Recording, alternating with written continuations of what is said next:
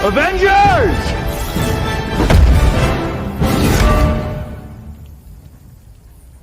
Assemble.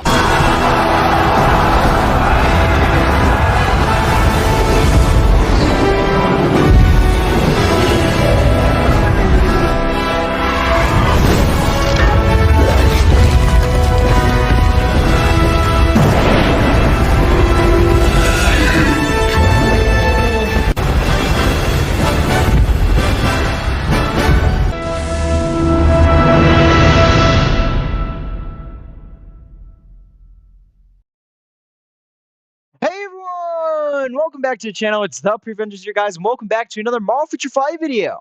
Today we're doing our sort of review and breakdown of the V940 update live stream. We did indeed get a live stream for this big update, so we're going to sort of break it down for you guys here and give you guys our thoughts and point out anything that you may or may not have missed from this live stream.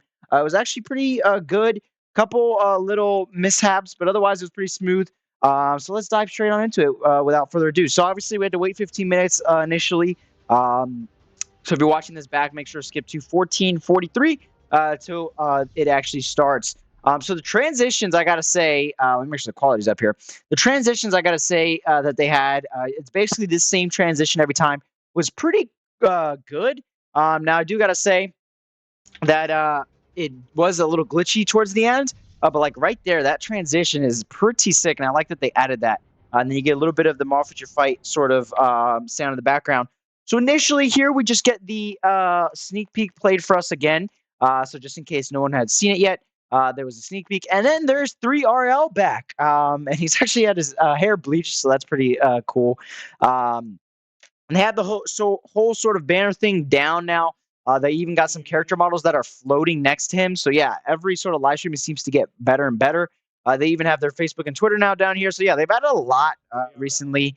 They even have the at 2023 Marvel right here. So yeah, he's back again. Once again, doing our live streams.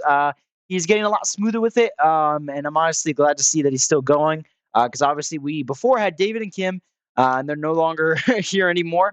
So it is nice to see that he's sort of sticking around. Sorry, I had to grab a little swigger there. So, we sort of get past it. Like I said, Doctor Strange and Man-Thing on the sides here. We get a look at every single character model, or not character model, but like the sort of in-game little icon that you see. We see Doctor Strange first, then we see Sister Grimm, then we see Dr. Voodoo, and then for some reason we didn't see. No, there it is, Man-Thing. So that's pretty cool to see here. So then we also get this little trailer here that if you haven't seen, they posted separately on the Marvel Feature 5 YouTube page. We'll basically just get some looks at their skills here from Sister Grimm, Doctor Strange, Voodoo, and Man-Thing, of course. And then we sort of get more looks after this. That skill looks amazing there with Man-Thing. He turns huge and just starts destroying absolutely everything. And then now we're shifted to another screen, or like I said, they have a lot of nice transitions here compared to before. We got some nice little character models here. Again, they're hovering. It's just like in game. It's basically what they're going to look like, and they look pretty good. They look pretty good compared to the sneak peek, of course. We had a little technical issue here. But as you can see, it only lasted for 10 seconds, so that's a lot better than previous live streams. So we get our first look at Doctor Strange here. He looks great with the all blue cape. I'm really digging it. And then the boots. And then, of course, my favorite part, the gloves, the sort of yellow and black transition ink there. We had a couple look at his skills here. I'm not going to show you too much just because we're, of course, going to show you it actually in game ourselves. So, of course, we're not going to show too much. But he does look pretty cool. The skill animations look great. Biggest thing to note is that 4 skill has a V-pad, and we're going to talk a lot about that in the patch notes video, so stay tuned for that. That should be coming out very soon. We get the transition here that I was sort of talking about to give you a small look there at one of his skills. If you want to look at them, you can go ahead and look back at the live stream, but like I said, we're already going to go through them, so I don't want to do it sort of for a second time. So there you go. There's that transition that I was talking about. Now, it sort of gets stuck there. If you can hear it, I'm going to stop talking here so you can hear it real quick.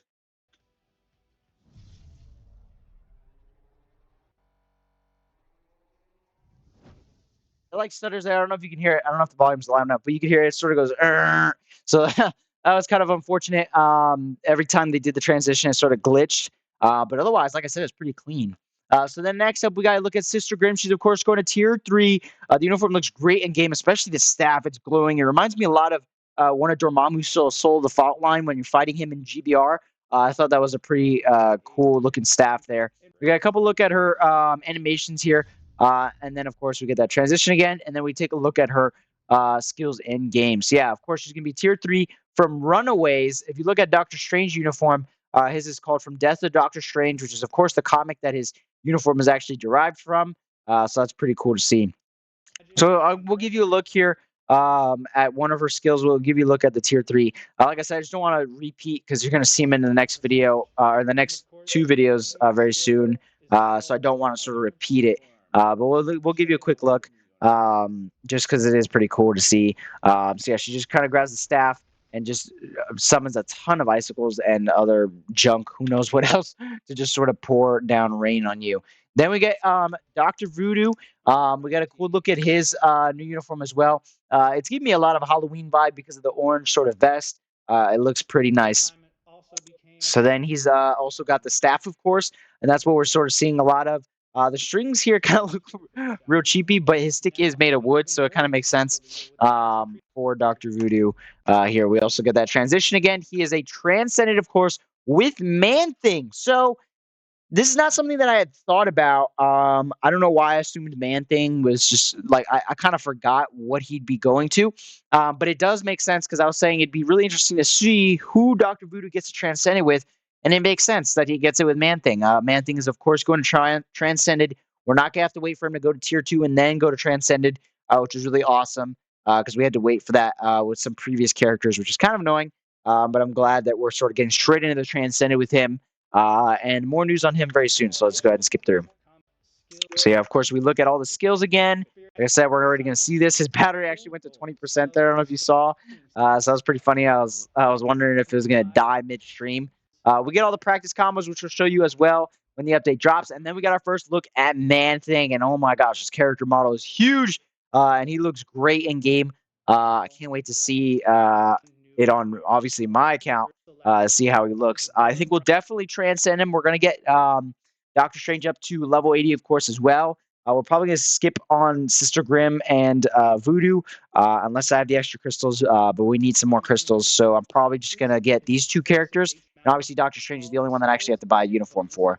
So yeah, those are some of his quick animations there that look pretty cool. So the biggest thing with Man-Thing is that he is actually free. So in the previous characters like Spot, and I can't think of other ones, Cassie, they're all premium characters, and they were available. Oh, Omega Red, it's obviously the most recent. You have 2 weeks where you can unlock them from either an event quest or some of them were from the future pass. Now, the difference with Man-Thing here is that he's free all the time, forever. So you could actually get him for free in 2 years, let's say, if you start a new account, or if you're barely getting him then. He will be available in biometrics, so you can get him upgraded pretty easily. You're not going to need a tier 2 mega rank up ticket or anything crazy like that. You can basically get them up with pure just materials and for free. Literally any person can get them up. So that's going to be pretty cool. And that's mainly why I am going to actually transcend him because he's free. I don't have to worry about spending a tier 2 ticket, which is really nice because then that makes a couple more review videos for you guys on the brand new character of Man-Thing. And I see the thing that I was thinking about when I heard this is that I feel like that's a lot of the hype that they lost with some of these characters. Obviously, sticking them at tier 2 lost a lot of hype for them, like Cassie Lang, and even M'Baku, which really sucked. Still, obviously, the bigger content creators still went ahead and made videos for them because obviously they spend money on the game. They can afford to go take characters to tier 2 and give them great builds and whatnot, or go buy their uniforms, whatever the case may be. But with Man-Thing, obviously, he's free. So everybody's going to be able to sort of make videos on him. And not only that, but it's also about the player's experience. They're all going to be able to use him and have fun with him. It's not going to be just sort of players that have tier 2 mega tickets stacked up because not everyone has them available. And if they do, they're still trying to get more important characters or more meta characters, I should say, like Valkyrie and whatnot. Not everyone is willing to sort of spend it on Man-Thing. But when he is free, then that leaves a lot of hype around the character because everybody is going to have him available. There's going to be tons of videos on him. stuff like that. And I think that's really what they need to hone in on and continue to do with newer characters. Now, I do think a premium character should be implemented every once in a while, maybe one or two a year. But I feel like the other two should definitely be free. The premium characters, you obviously still want to make money. They obviously still want to bank on the crystals that we have to pay to go unlock them, or the daily bio sub for the premium characters. So I do think it's still a good idea to do that. But like I said, I think they should start implementing this sort of free characters a little bit more often, because I feel like the hype is a lot more there, and you really like the characters a lot more. So we get the uniform options, which I'll go ahead and show you because I don't ever get these uniforms to Mythic on day one. So Doctor Strange has Invisible Woman, Hyperion, Scarlet Witch, Nightcrawler, and Hela. It's pretty bad. I'm not going to lie. The only good ones is probably Hyperion and Hela, and even Hyperion's kind of fallen off a little bit. Hela is definitely the most meta from that list. Sister Grimm's going to have Elektra, Angel, Mr. Fantastic, Maya Lopez, and America Chavez. Her best here are obviously probably these three. They're the most recent. I'd say Angel and Maya Lopez is definitely probably the better of the two. Elektra's is getting a little old, not too old, but nothing compared to these. These two are definitely old, but not terrible options. Probably better than Doctor Strange. Dr. Voodoo has Vision, Thing, Doctor Doom, Magica, and War Machine. Honestly, these options aren't too bad.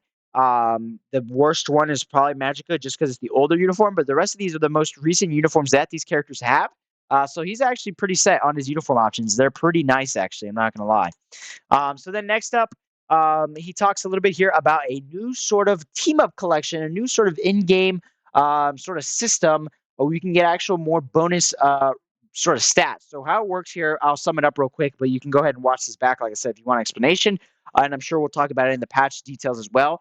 But basically, there's three sets of characters here: Sinister Six, Midnight Suns, and X-Force. So you get these tokens, and which are the rewards for having more of these characters upgraded, of course, at tier 2, tier 3, tier 4, all that, and even just having normal uniforms for these characters, which is pretty easy because you can just go ahead and buy their normal uniforms. And once you do that, then you can actually go ahead and buy these buffs that sort of apply to their team-up options here, which will only apply, let me make this clear, only apply to those characters.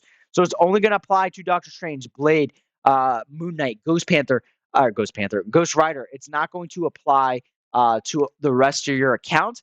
But there's still some pretty nice buffs. If we go ahead and skip through here to the part where he actually goes to spend the tokens here. Okay, he doesn't actually show us. So we'll look at it in the patch notes. But there's some pretty nice buffs. I saw some all basic attack. You can see some of them here. Physical defense.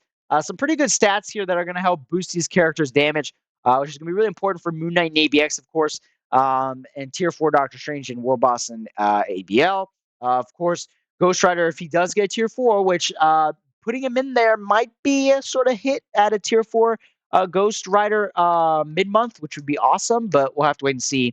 And then obviously the other teams here that we got was the Sinister Six, which obviously is going to affect Doc Ock if you want his ABX and ABL score to go up. X-Force of Deadpool, once Deadpool gets his Tier 4. And Cable, of course, in there for ABL and ABX. Obviously, these stats are going to apply to those game modes and help you out with a little bit of damage boost. So if you do want to maximize that, of course, getting these stats are going to be important. And all you got to do is really upgrade these characters. Then next up here, he basically wraps it up. There's only a couple more things he likes to mention, which is that the Multiverse Invasion battle time has been decreased from 2 minutes to now 1 minute. So instead of taking you 20 minutes to get all 10 of your Multiverse Invasion done, it's now going to take you 1 minute, which is actually really nice. That makes things a lot quicker, and it makes your dailies, cuts your dailies by 10 minutes now, which is pretty nice considering how long it usually is. And so then last but not least here, he, of course, gives us the coupon code, which is MidNight Suns. You can go put that in. I haven't put mine in personally, so I actually don't know what the reward is. And then we sort of just get a one last look here. Same sort of little video they played at the beginning, just showing off all their abilities and new uniforms and all that great stuff. But yeah, so that's pretty much the breakdown. Like I said, we're going to talk a lot more come the patch notes. Or it should be the next video, so stay tuned for that. Should be coming out very shortly. So yeah, I hope you guys enjoyed today's video and today's breakdown. If you did, as always, make sure to leave a like and subscribe to the channel, guys. We'll see you all in the next video. Have a great rest of your day, guys, and take care. Peace.